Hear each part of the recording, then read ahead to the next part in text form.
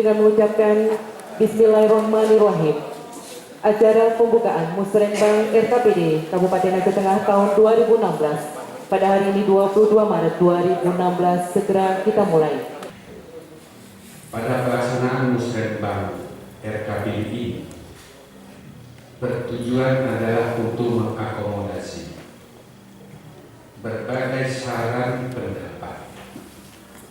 untuk mempertajam, menyelaraskan dan mengklarifikasi kembali atas beberapa kegiatan yang telah kita lakukan sebelumnya, sehingga dengan demikian hasil daripada Musrenbang 2 hari ini akan menjadi satu dokumen daerah yang akan kita gunakan sebagai rancangan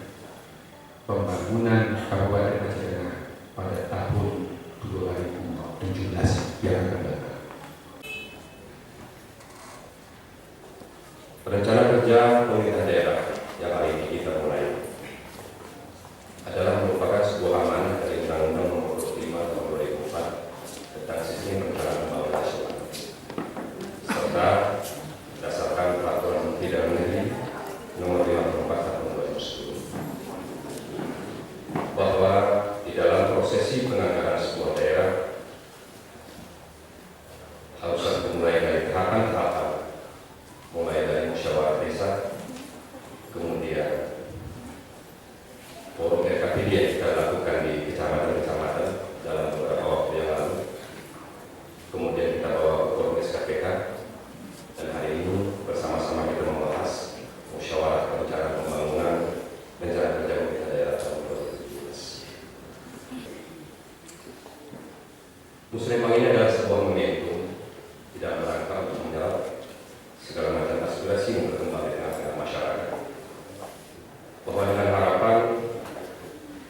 dari kelompok-kelompok yang tadi telah disebutkan oleh Kepala Bapeda Kabupaten Aceh Tengah, baik bidang sosial budaya, ekonomi, pendidikan, kesehatan, dan sebagainya, untuk dapat kiranya menyerap berbagai macam kebutuhan masyarakat yang paling mendasar, serta dengan harapan adanya sinkronisasi dan harmonisasi program-program yang dilaksanakan melalui program dana desa. Musrenbang Kabupaten merupakan agenda tahapan perencanaan tahunan